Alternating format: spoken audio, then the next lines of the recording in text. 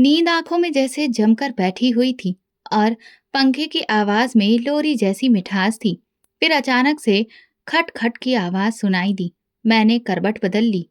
सोचा शायद ये सब सपना है या फिर कहीं और शोर हो रहा है। मगर फिर वही आवाज, थोड़ी जोर से, खट खट। अरे कौन है इस वक्त? मैंने चादर खींची, चप्पल पहनी और दरवाजे की तरफ गई। रास्ते में अंधेरा था। बस किचन से आती हुई हल्की रोशनी में दीवारों की लंबी परछाइयां दिख रही थीं। दरवाजा खोला तो सामने रागिनी खड़ी थी। मेरा मतलब मेरी ननद। हमेशा की तरह उसकी थकी हुई शक्ल, चेहरे पर उलझन, जैसे किसी ने सारी रात उसकी आंखों को सोने नहीं दिया हो। उसकी गोद में उसका बच्चा था। उसके गाल लाल थे और सांस तेज। भाभी। उसकी आवाज खराश से भरी हुई थी। अगर आप भाई से पूछ लें तो क्या वो 2,000 रुपए दे देंगे? बच्चों के डॉक्टर के पास लेकर जाना है। इसकी सांसें रुक रुक कर आ रही हैं। मैं उसे देखती रही। कुछ पल ऐसे ही गुजरे जैसे शब्द बिल्कुल अटक गए हों। पता नहीं क्यों, लेकिन उस पल मुझे अपना बजट याद आ गया। कल दूध वाले को पैसे देने हैं। बेटे के स्कूल की फीस भी अभी बाकी है। पति, वो तो पहले से ही तंग हाल था। अंदर आओ, मैंने कहा। नहीं, बस वो चुपचाप दरवाजे से थोड़ा हट गई और कमरे में चली गई। वहां केशव बेसुध सा सो रहा था। मैंने उनके कंधे पर हाथ रखा, लेकिन फिर हटा लिया। वही मन में चलने वाली चिंता, जिद्दी सा जमीर जो कहता है, पहले तुमने कब सुनी थी किसी की? दिल में अजीब सी बेचैनी थी, जैसे हर किसी की मुश्किल मुझसे ही जुड़ी हो। मैं किचन में गई, पानी पिया और फिर कुछ सोच कर वापस आई। दरवाजा अभी भी आधा खुला था। बाहर जाकर देखा, रागिनी अभी भी वैसे ही खड़ी थी। बस अब बच्चा बेचैन ज्यादा लग रहा था। कि ये सब सो रहे हैं, सुबह बात करेंगे। मैंने इतना ही कहा और दरवाजा बंद कर दिया। बस इतनी सी बात थी ना। मैं ना चीखी ना उसे दुत्कारा, लेकिन वो पल न जाने क्यों मेरे अंदर उतर गया। जैसे कि दरवाजा बंद करके मैंने दिल का कोई कोना भी बंद कर दिया हो। दरवाजे की चिटकनी चढ़ाते हुए मुझे एक पल को उस बच्चे की आंखें याद आईं, नम, और सांसों की आवाज, तेज तेज सांसें, जैसे हवा के लिए तड़प रही हो। रागिनी की आंखों में गुजारिश नहीं थी, बस आदत थी शायद। जिंदगी की ठोकरों से जूझती हुई वो मदद मांगने में अब शर्माती नहीं थी, क्योंकि वो शर्मिंदा होने की हद से गुजर चुकी थी। मैं वापस अपने बिस्तर पर आ गई, चादर ओढ़ ली, लेकिन नींद जैसे गायब हो गई थी। हर तरफ सन्नाटा था, सिर्फ अंदर का शोर बाकी था। क्या 2,000 रुपए में वो बच्चा ठीक हो जाता? क्या सुबह तक का वक्त होता? मुझे नहीं पता। मैंने सिर्फ एक दरवाजा बंद किया, एक आम सा दरवाजा, मगर अब लगता है जैसे कोई और दरवाजा मेरे लिए बंद हो गया हो। सुबह का सूरज ठंडी रोशनी के साथ उभरा, जैसे इस पूरी कायनात को भी किसी दुख की खबर हो। रंग जरा सा फीका हो गया था। किचन में चाय रखकर मैंने अखबार खोला, पर दिमाग में अजीब सी झुंझलाहट थी, जैसे कोई बेनाम सा एहसास पीछे रह गया हो। फोन की घंटी बजी तो मैं जल्दी से चाय एक तरफ रखकर दौड़ी। उम्मीद थी कि शायद फोन स्कूल से ना हो। बच्चे के कपड़े अभी प्रेस नहीं हुए थे। फोन उठाया तो आवाज रागिनी की सास की थी।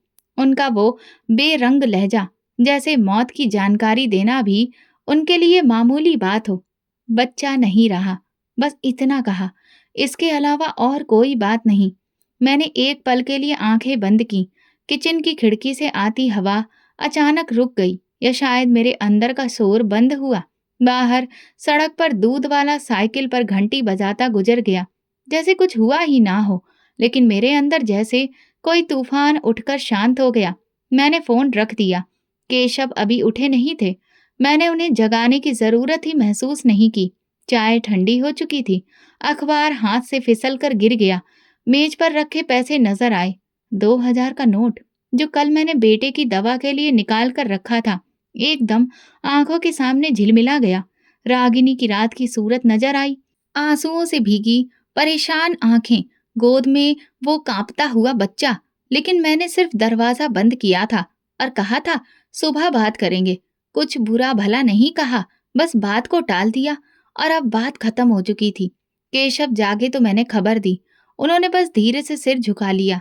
उनकी आंखों में कोई खास भाव नहीं था। शायद वो वैसे ही आदमी थे, या शायद हम सब एक जैसे हो चुके थे, बेदर्द। रागिनी का नाम कमरे में गूंजने के बाद धीमा हो गया, जैसे वो खुद भी इन पुराने पर्दों की झुर्रियों में कहीं छुप गई हो। कुछ देर बाद मैंने सफाई करना शुरू कर दी। चादर बदली, बेटे की यूनिफॉर्म पर प्रेस की, बैग में पानी की बोतल रखी और सब कुछ रोजाना की तरह चल रहा था। बस चाय दोबारा नहीं बनाई। शायद उसकी ताकीद अभी भी गले में फंसी थी। दोपहर तक मोहल्ले में खबर फैल चुकी थी। माँ पूछने के लिए आई, रात को कुछ सुनाई दिया था? बेटी आई थी तुम्हारे पास? मैंने सर हिला दिया।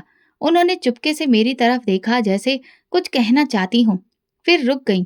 मैंने धीरे से कहा, किस्मत थी, जिसका वक्त आ जाए उसे भला कौन रोक सकता है। ये बात जैसे मैंने खुद को सुनाने के लिए कही हो। वो खामोशी से चली गई। शाम हुई तो बेटे ने कहा, माँ आप रो क्यों नहीं रही? मैं हैरत से उसे देख रही, फिर उसके माथे पर हाथ फेरा, जैसे उसकी बात किसी और जुबान में थी और मैं समझ नहीं पा रही थी। रात को जब चादर ओढ़ी तो अंदर कुछ खाली लग रहा था। नींद नहीं आई, लेकिन आंखें बंद रहीं। बाहर शायद हवा चल रही थी। अंदर जैसे कुछ टूटा नहीं था, लेकिन अब कुछ जुड़ा हुआ भी नहीं रहा। रागिनी का बच्चा मर गया था और मेरे अंदर कुछ शायद जिंदा रहकर भी मर चुका था। 2 महीने गुजर गए। सर्दियां धीरे धीरे जा रही थी और दिन की रोशनी और भी बेरहम हो चुकी थी। घर में सब अपने समय से चल रहा था। स्कूल की फीस, राशन की लिस्ट, पानी की मोटर, बिजली के बिल को जमा करना। केशव ने एक मामूली सी नौकरी के साथ कभी ये एहसास नहीं होने दिया कि जिंदगी कितनी नाजुक डोर पर चल रही है। वो हंसते, थकते, कभी कभार उलझते, मगर मेरे और बेटे के ऊपर एक मजबूत छतरी की तरह साया रखते। उसी दिन जब वो ऑफिस के लिए निकले, मेन दरवाजे पर खड़े होकर बस इतना कहा, वापस आते हुए आलू लेते आना। वो मुस्कुराए, कुछ बोले नहीं, बस सीढ़ियां उतरते वक्त मुड़कर हाथ लहराया। दोपहर को फोन आया। नंबर अजनबी था और आवाज भी। केशव साहब का एक्सीडेंट हो गया है, उन्हें पास के अस्पताल ले जाया गया है, हालत नाजुक है। एक पल के लिए ऐसा लगा जैसे आवाज सुनाई तो दी हो, मगर दिमाग उसे समझ नहीं पा रहा हो। मैंने तुरंत बेटे को पड़ोसन के हवाले किया, रिक्शा लिया और अस्पताल पहुंची। इमरजेंसी वार्ड के बाहर का नजारा अब भी आंखों में जमा है। खूनी चादर, आधे खुले दरवाजे से आती दवा की महक और वो सफेद रोशनी जो आंखों में चुभ रही थी। डॉक्टर ने बताया, सर पर गंभीर चोट आई है, अभी कुछ कह नहीं सकते।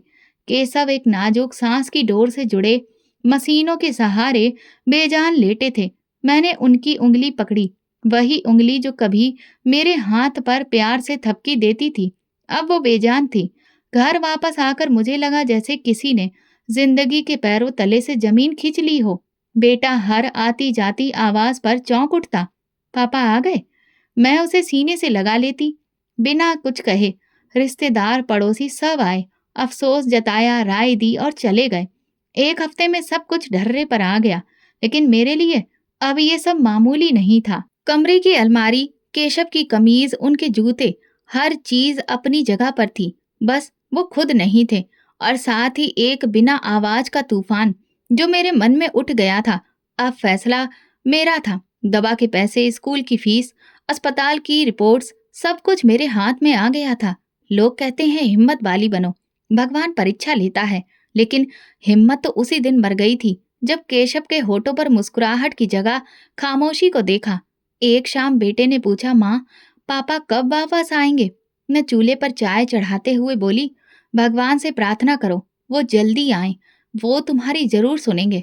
लेकिन दिल के किसी कोने में मुझे पता था, अब वो वक्त, वो शहर, वो सुकून वापस नहीं आएगा। कमरे में केशव की तरफ का तकिया वैसा ही रखा रहता। कभी कभार मैं उस पर हाथ रखकर लेट जाती, शायद उनकी खुशबू अभी मौजूद थी। जिंदगी अब एक हिसाब किताब बन गई थी। हर दिन एक नया सवाल, हर रात एक नया डर। केशव चुप थे, लेकिन उनकी गैर मौजूदगी हर चीज पर बोलने लगी थी। खाने के जायके से लेकर बिजली के बिल तक। मैं अब सिर्फ एक माँ नहीं थी, पत्नी नहीं थी, मैं खुद को संभालती एक साया थी जो सुबह से रात तक घर के ख्वाबों को गिरने से रोक रही थी। वो जो हमेशा मेरे साथ खड़ा था, अब बस मशीनों से बंधा हुआ लेटा था, खामोश, लेकिन मेरी हर खामोशी को चीख में बदलता हुआ। केशव को अस्पताल में भर्ती हुए 2 हफ्ते गुजर चुके थे।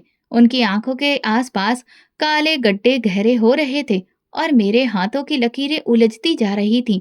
घर का चूल्हा जलता था, लेकिन दिल की दीवारें ठंडी थीं। एक दिन सुबह जब बेटे को जगाने गई तो वो तपते हुए शरीर के साथ चादर में लेटा था। गाल दहक रहे थे, सांस भारी और आंखें बुझी बुझी। मैंने उसके माथे पर हाथ रखा तो जैसे दिल भी धड़क उठा। उसे गोद में उठाकर पास के क्लिनिक ले गई। डॉक्टर ने बिना देखे कुछ खून के टेस्ट लिखे और मुझे एक तरफ बुलाकर कहा, वायरस हुआ है, इलाज मुश्किल है, महंगा है, तुरंत स्पेशलिस्ट के पास ले जाएं।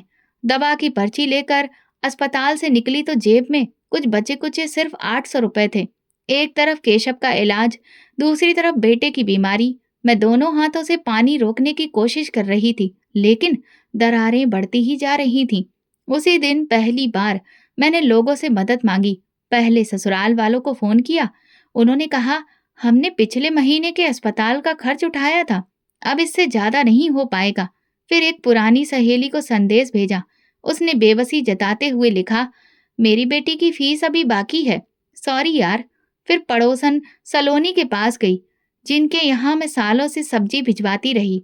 वो बोली, भगवान सबका रखवाला है, लेकिन आजकल हमारे हालात बहुत खराब हैं। मैं चुपचाप सुन रही थी, किसी से शिकायत भी नहीं कर सकती थी।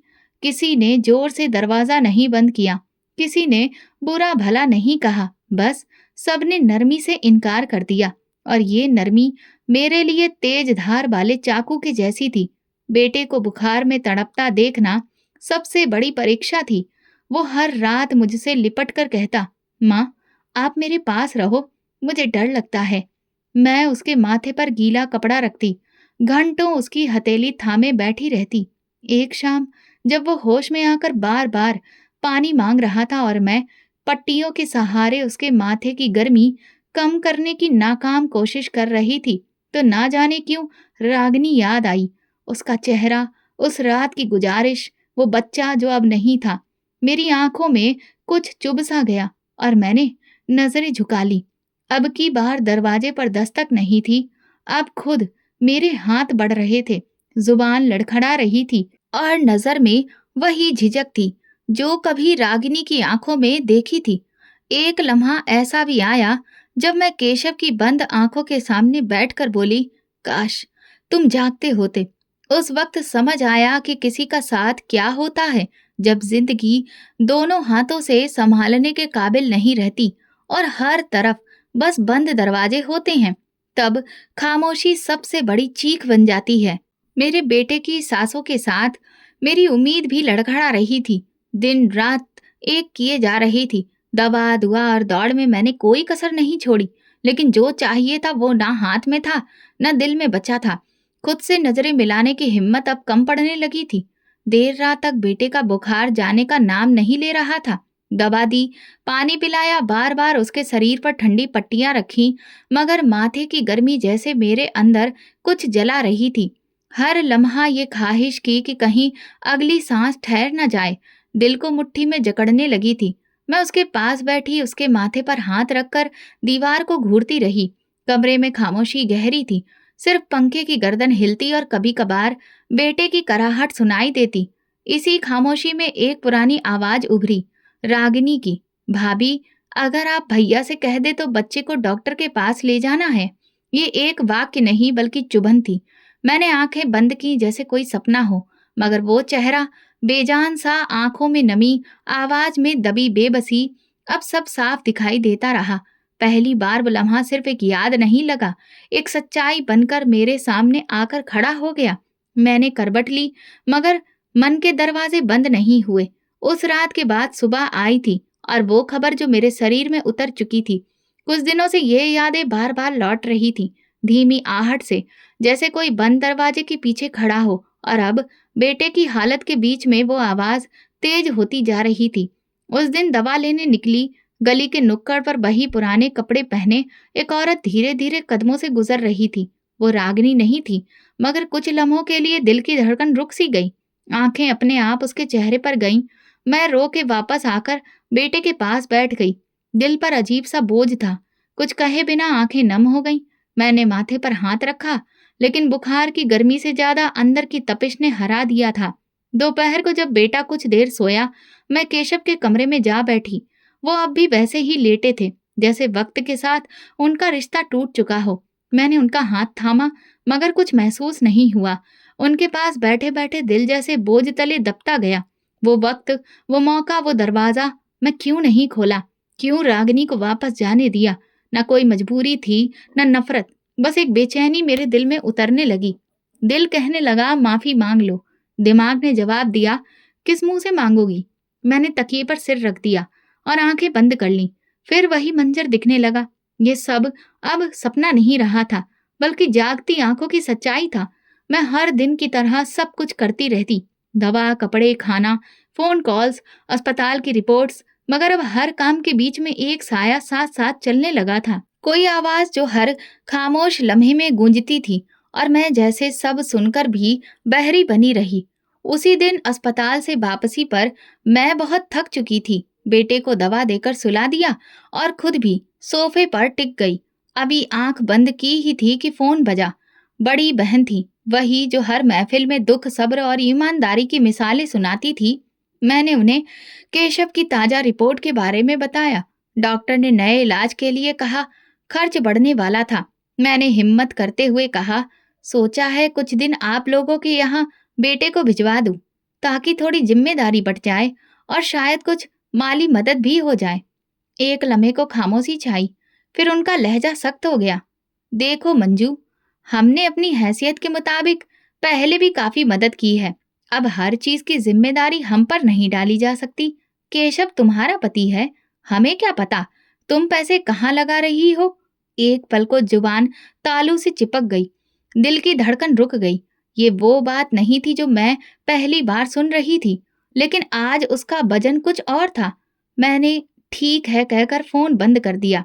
बेटे के कमरे में झांका, वो चादर में दुबका था, सांस अभी तेज थी। सुबह होते ही मैं केशव के माँ बाप के पास गई। दिल में थोड़ी सी उम्मीद बाकी थी।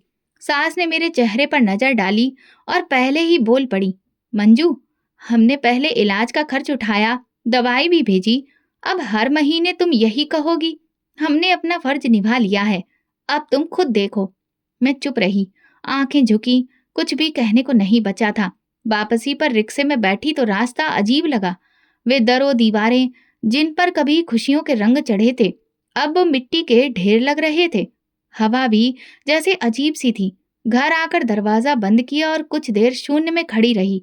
फिर किचन की तरफ बढ़ी, चाय का पानी चढ़ाया, लेकिन चूल्हा जलाने की आवाज आज खाली सी लगी। बैठे बैठे अतीत की यादें फिल्म के पर्दों की तरह आंखों में चलने लगी। रागिनी का बच्चा, उसकी आवाज, ससुराल वालों की खामोशी, मेरा बंद होता दरवाजा।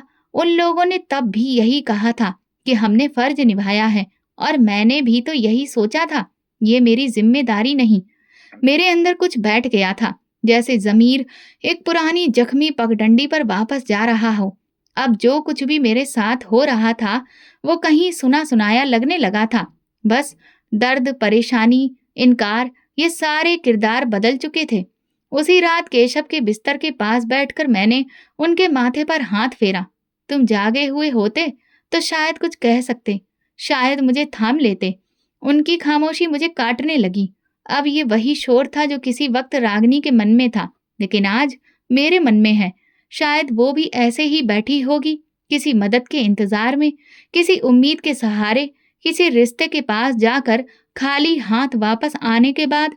मैं अब समझने लगी थी कि नरमी से इनकार साफ लहजे में मना करने से भी ज्यादा भयानक होता है। उसी दिन अस्पताल से वापसी पर सूरज की रोशनी कुछ तेज लग रही थी और मेरे मन में घूम रही थी। तब वो दवा की पर्ची, डॉक्टर का अंदाज, बेटे की सांसें। मैंने रिक्शा बाजार के नुक्कड़ पर रुकवाया। दवाओं की दुकान से कुछ गोलियां लेनी थी और घर के लिए थोड़ा राशन भी। कांपते हाथों से पर्स संभाला और पाँव में कुछ अजीब सा बोझिल लगा। दुकान की तरफ बढ़ी। बाजार की भीड़ वैसी ही थी जैसे हमेशा रहती थी। मैं गुमसुम चलती जा रही थी कि अचानक मेरी नजर सामने से आती एक औरत पर पड़ी।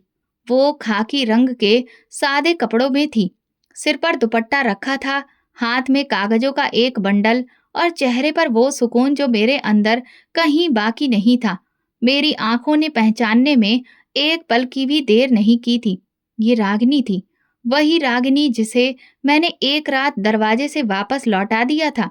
लेकिन अब ये वो रागिनी नहीं थी, कोई और ही थी, मजबूत, खुददार, संभली हुई।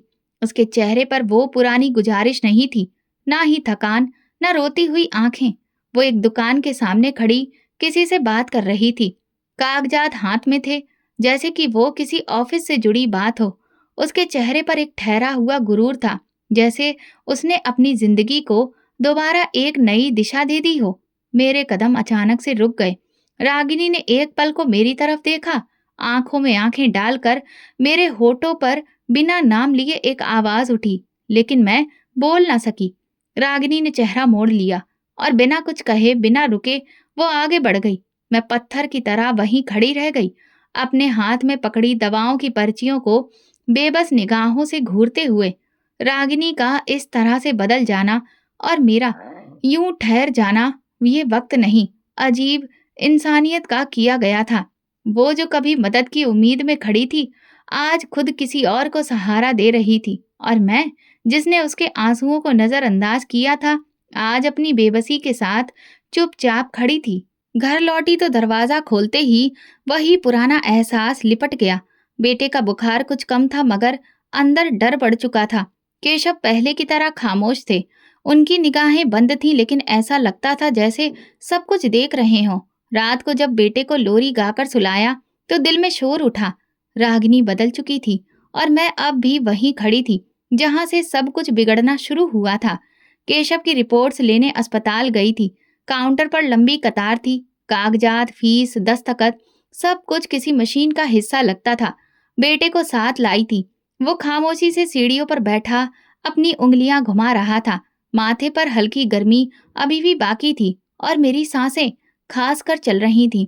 अकाउंट वाले क्लर्क ने रसीद आगे बढ़ाते हुए रकम बताई, इतनी कि मेरे हाथ में पकड़ा पर्स हल्का सा कपकपा गया।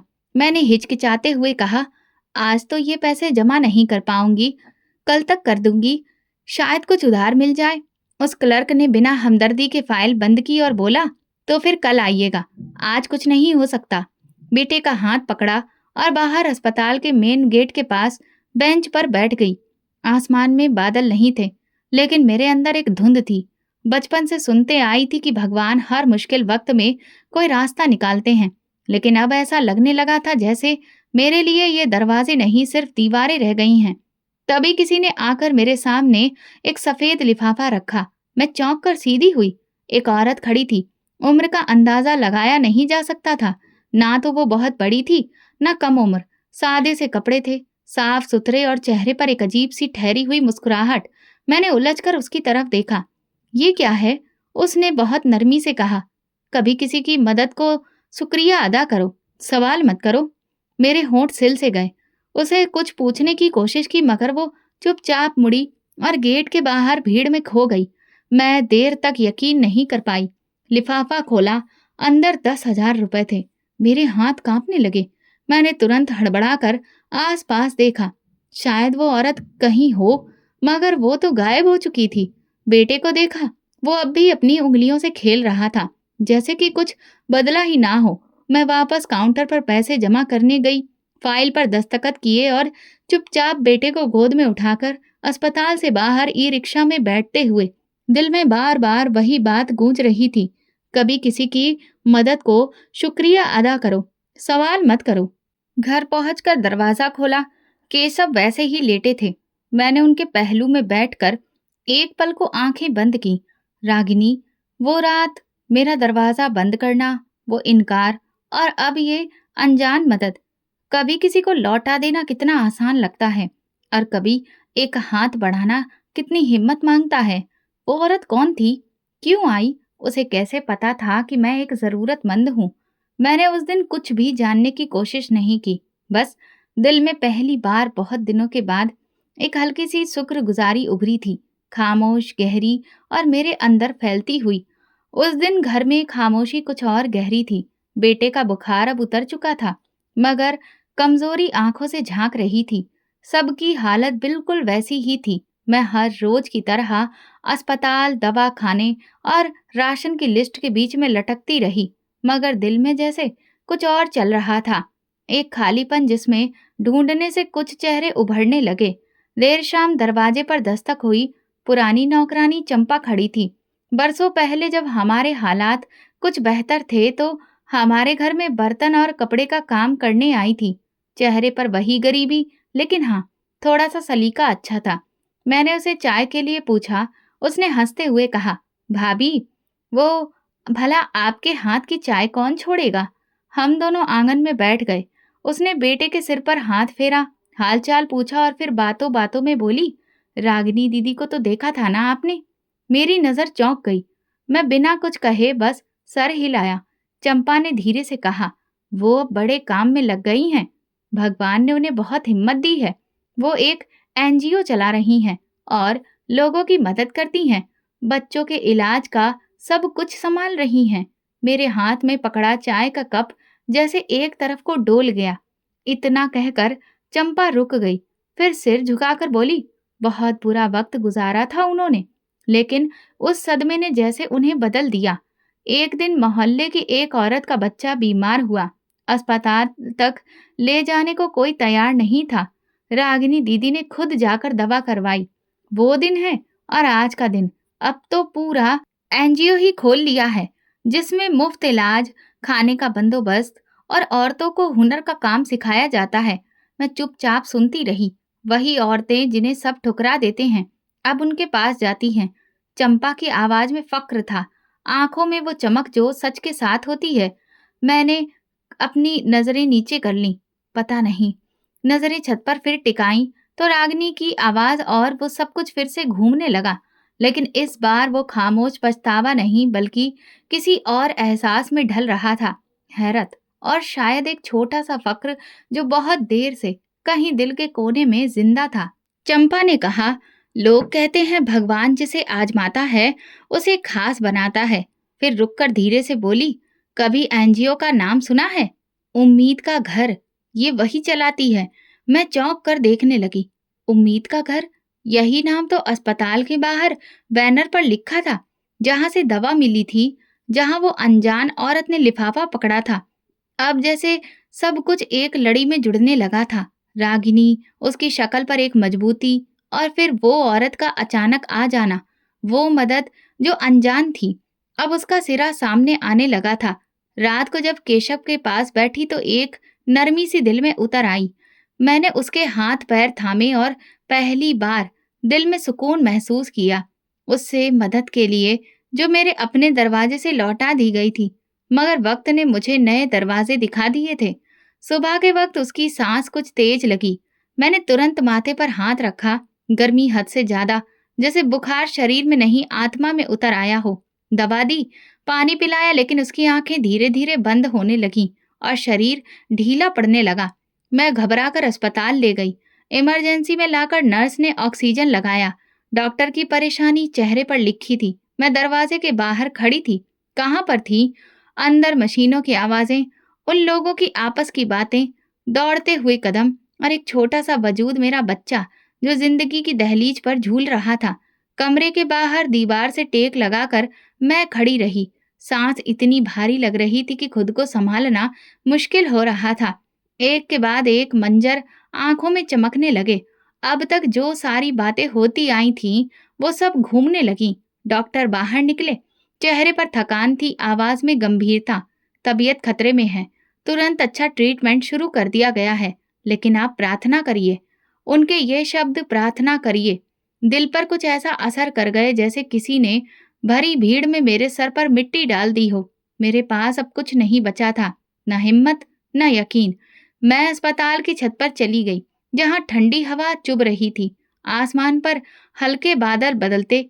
मैं अब तक भगवान से कुछ मांग ही नहीं पाई थी और न शिकायत की थी, न प्रार्थना की थी। जिंदगी को जैसे खुद ही संभालती रही, और जहां कुछ बिगड़ा वहां मैं पलक झपका कर रुक गई, मुंह मोड़ लिया। लेकिन आज कुछ समझ ही नहीं आ रहा था। पहली बार शब्द होठों पर आए, सधे, टूटे फूटे, बिखरे हुए। भगवान, मेरे बच्चे को बचा लो। तुम्हें जो करना है मुझे कर दो, लेकिन मेरा बच्चा बहुत छोटा है, अभी तो वो ठीक से दुनिया भी नहीं देख पाया। ये प्रार्थना नहीं बल्कि भीख थी। आंखों से आंसू नहीं बल्कि दिल ही रो रहा था। मुझे अपने गुनाह नजर आने लगे। अपनी कठोरता, बंद दरवाजे, कड़वे शब्द, वो सब लम्हे जहां मैं किसी के दुख से नजरें चुराकर आगे बढ़ गई। वो बच्चा जो अब इस दुनिया में नहीं रहा, वो बहन जो सब कुछ खोकर भी सबको दे रही थी, और मैं जो अब पहली बार कुछ मांग रही थी। जब नीचे उतरी तो मुझे अपना वजूद हल्का लगा, जैसे एक बहुत भारी बोझ किसी ने बांट लिया हो। मैं बेटे के कमरे में गई। वो बेहोश था, चेहरा सफेद, सांस मशीन के सहारे।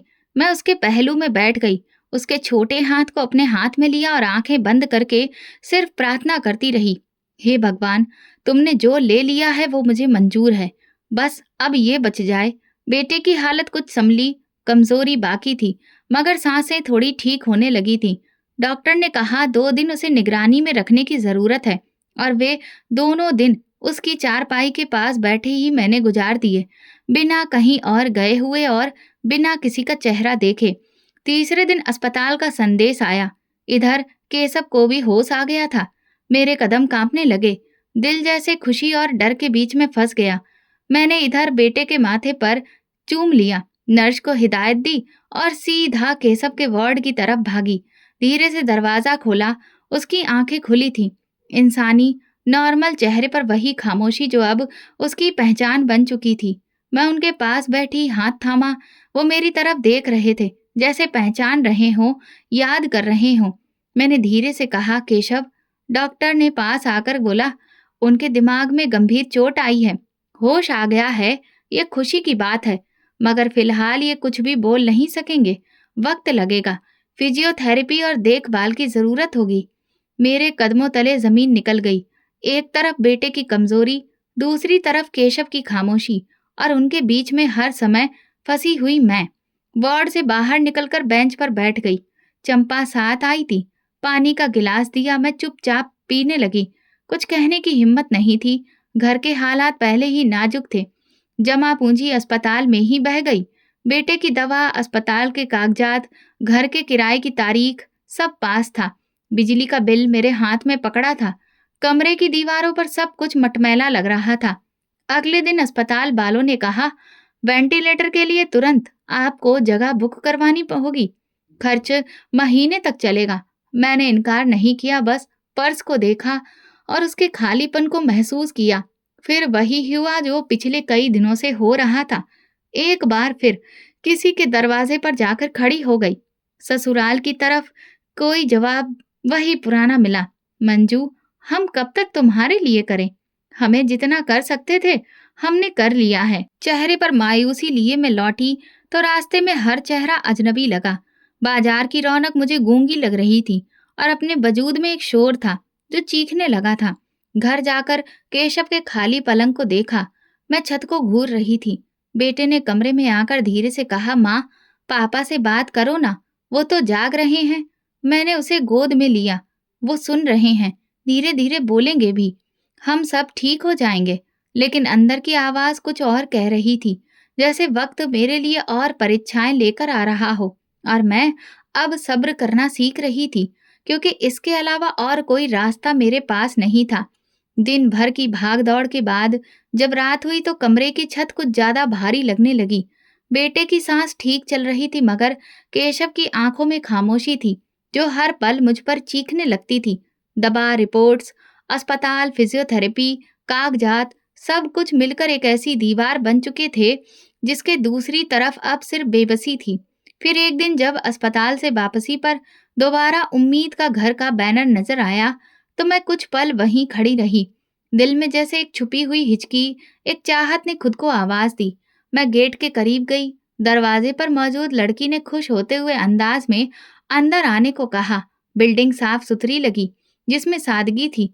दीवारों पर नन्हे बच्चों की तस्वीरें, अच्छी अच्छी बातें, हर तरफ सुकून और खामोशी थी। मैं आसपास नजर दौड़ाने लगी और फिर एक कमरे में जाने लगी कि दरवाजे पर रुक गई।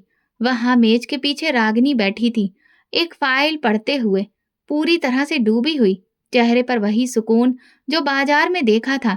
मेरे कदम रुक गए, दिल जैसे बंद मुट्ठी में धड़कने लगा, सांस गले में अटक गई, होठों पर आने वाले शब्द रुक गए। रागिनी ने नजर उठाई, हमारी नजरें मिली। वो एक पल छत से लेकर जमीन तक जैसे जम गई। मैं उसके सामने जा खड़ी हुई और बिना कुछ कहे आंखों से आंसू बहते हुए उसके सब कुछ सुनाने लगी। फिर वही बातें जो मेरे अंदर महीनों से गूंज रही थी, होठों से निकली। मुझे माफ कर दो। मैं खुद को माफ नहीं कर पा रही थी। मेरी आवाज कमजोर थी, लेकिन ये घबराहट पछतावे की गहराई से निकली थी। हाथ जोड़ने को जी चाहा, मगर आंखें ही झुकने पर रुक गई। रागिनी ने कुछ नहीं कहा, ना आंखें नरम हुई न चेहरा। वो बस खामोशी से मुझे देखती रही, गहराई से, जैसे मेरी सारी रातें, मेरे सारे बहाने, सारी खामोशियां वो पहले ही सुन चुकी हो। मेरी आंखों से लगातार आंसू बह रहे थे। मैंने आगे बढ़कर कुर्सी पर बैठने की इजाजत चाही। वो ना रुकी ना रोका। कमरे में सिर्फ दीवार पर लगाया पुराना पंखा घूम रहा था और मेरी सिसकियां। जब मैंने कहा, जब तुमने दरवाजे पर दस्तक दी थी, मैंने दिल पर बंद दरवाजा खींच लिया था। तुमने मदद मांगी और मैंने आंखें चुरा ली। आज मेरे दरवाजे पर वक्त दस्तक दे रहा है और अंदर कुछ नहीं बचा। रागिनी ने अब भी कुछ भी नहीं कहा। उसकी आंखों में ना इल्जाम था ना हमदर्दी, बस एक खामोशी, जैसे कि वो बहुत कुछ कहकर थक चुकी हो। मैं उठी, धीरे से दरवाजे की तरफ गई। दिल में कुछ चुभ रहा था। शायद ये वही खंजर था जो मैंने खुद किसी के हाथ में दिया था और अब वो मेरे ही सीने में उतर चुका था। दरवाजा पार करते वक्त आखिरी बार पलट कर देखा। रागिनी अभी वैसे ही बैठी थी। शायद वो मेरी माफी सुन चुकी थी। शायद उसने खुद को कुछ पल के लिए मेरी जगह पर रखकर सब कुछ महसूस किया हो। मगर उसकी खामोशी मेरे लिए सबसे बड़ा जवाब थी। उस दिन घर लौटकर मैं पहली बार केशव के बिस्तर के पास बैठी। कुछ नहीं कहा, बस उसका हाथ पकड़कर चुप रही, जैसे अब शब्दों की कोई जरूरत नहीं रही। अगली सुबह मैं उम्मीद के घर दोबारा गई। इस बार खामोश नहीं, थोड़ी सी उम्मीद लेकर। शायद रागिनी के दिल में मेरे लिए कुछ नरमी पैदा हो। आज मेरे कदमों के नीचे बस दिल में एक सवाल था, जो शब्दों की शकल ले चुका था।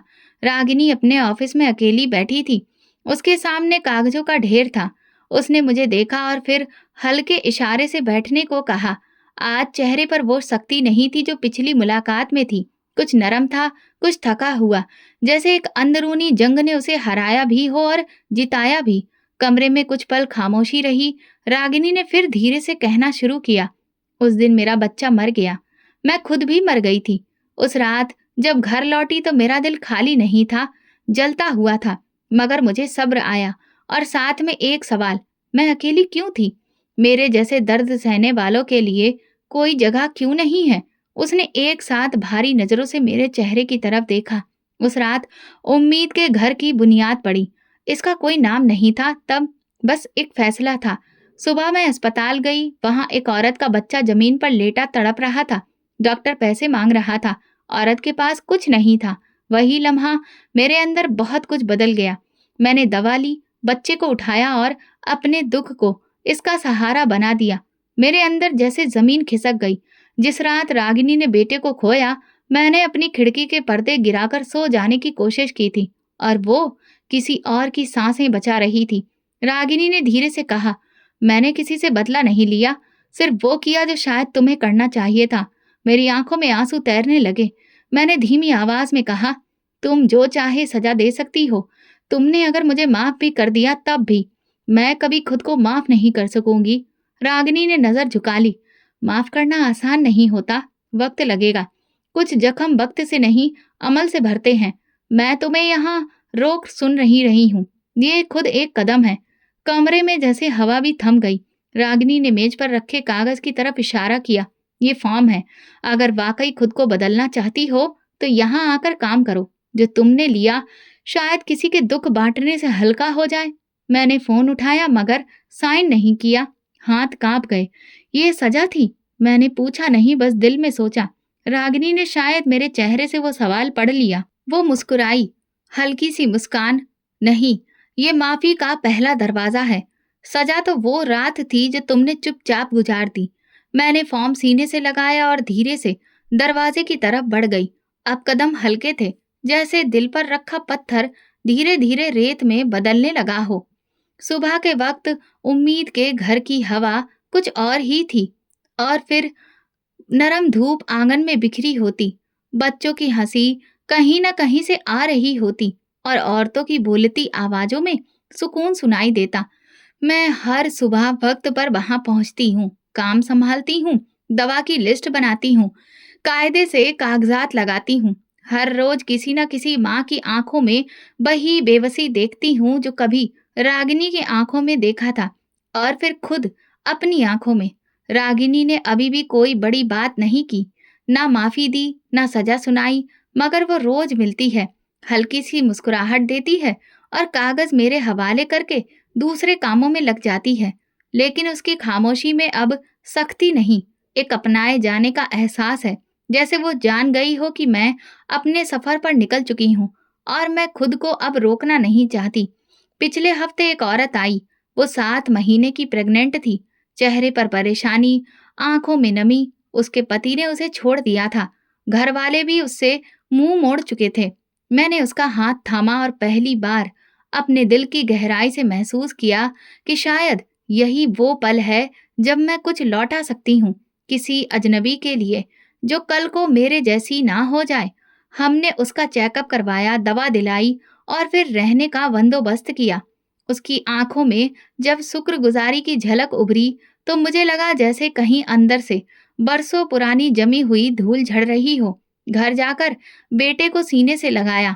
अब उसकी सांसें सही से चल रही थीं, आवाज में भी जोश था और आंखों में रोशनी।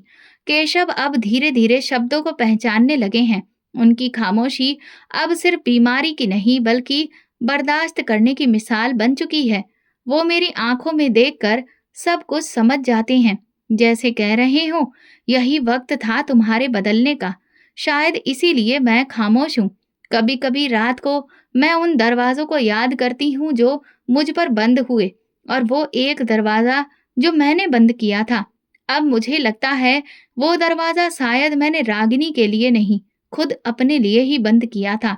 मैंने अपने गुनाहों की माफी शब्दों में नहीं बल्कि अपने कर्मों में डाल दी थी। मैं जानती हूँ एक जान का बोझ उम्र भर का बोझ मांगता है, और मैं वो उम्र नहीं ला सकती जो चली गई। लेकिन अगर किसी माँ की आह रुक जाए, किसी बच्चे की सांस बच जाए, तो शायद मेरी जमीन कुछ देर चुप रहे। रागिनी अब भी मुझे बस एक हमसफर की तरह देखती है, न कम न ज्यादा। और शायद यही सबसे बड़ी माफी है कि मैं उसके साय में आ चुकी हूँ, उस रास्ते पर जहाँ हम अपने जख्मों को मरहम बनकर किसी और के दुख पर रख देते हैं। अभी अधूरी मंजिल सही, लेकिन हर दिल की नमी, हर हाथ की थपकी, हर बची हुई सांस मेरे अंदर एक नए दरवाजे की चाबी बन गई है, और अब मैं दरवाजे बंद नहीं करती। तो दोस्तों, अगर आपको हमारी कहानी पसंद आई हो तो कमेंट करके ज़रूर बताएं।